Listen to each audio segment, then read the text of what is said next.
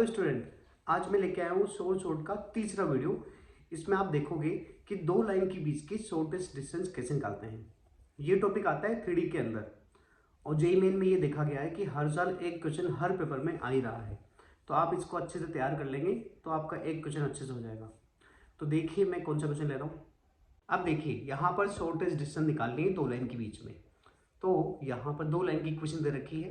पहली लाइन आपको दिख रही है ये वाली, जिसमें इसके डायरेक्शन रेशियो दे रखे हैं A1 B1 C1, ठीक है।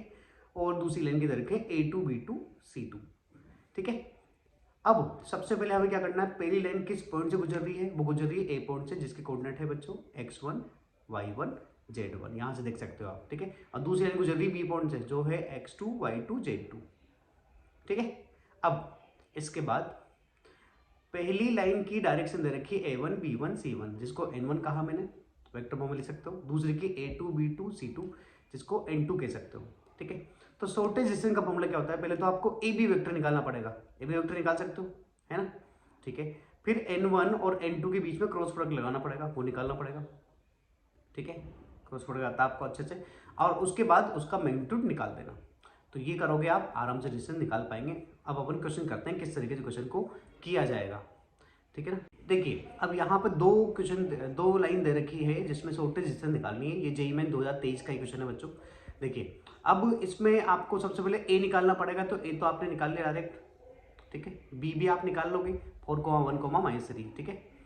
अब डायरेक्शन देख लो 1 -2 2, ठीक है। N1 की वैल्यू होगी, N2 की होगी 1 2 0, ठीक है। अब सबसे पहले आप ए बी वेक्टर निकाल लो। ए और बी के बीच में ए बी वेक्टर क्या होगा, A2 - A1, है ना, Y2 - Y1 और Z2 - Z1, ऐसे करके ए बी वेक्टर निकाल लो। अब N1 और N2 का क्रॉस प्रोडक्ट भी निकाल लो।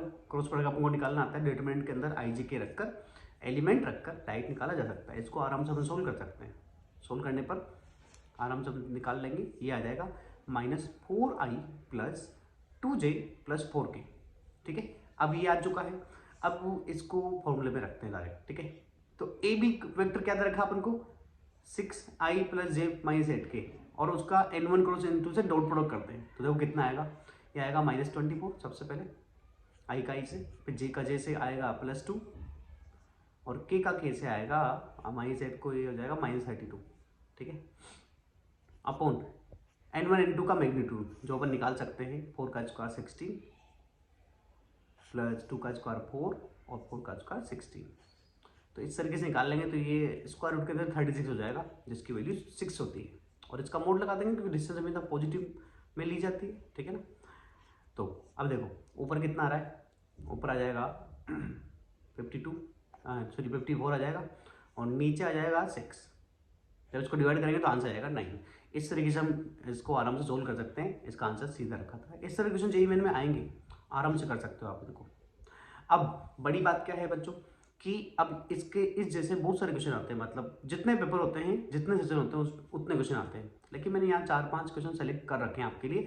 आप इनको कर लो आराम से, और उसके बाद आप आराम से इस तरह क्वेश्चन कर पाओगे। ये क्वेश्चन पक्का हो गया आपका, ठीक है। तो इसको करके जाना, 100% ऐसा क्वेश्चन आता है, ठीक है ना। तो जो मैंने ये 4-5 क्वेश्चन दे रखे हैं उनको देख लीजिए, उनको एक बार करके देख लीजिए। मैंने आंसर की भी दे रखी है इसकी, ठीक है। कर लीजिए बच्चों, ठीक है ना।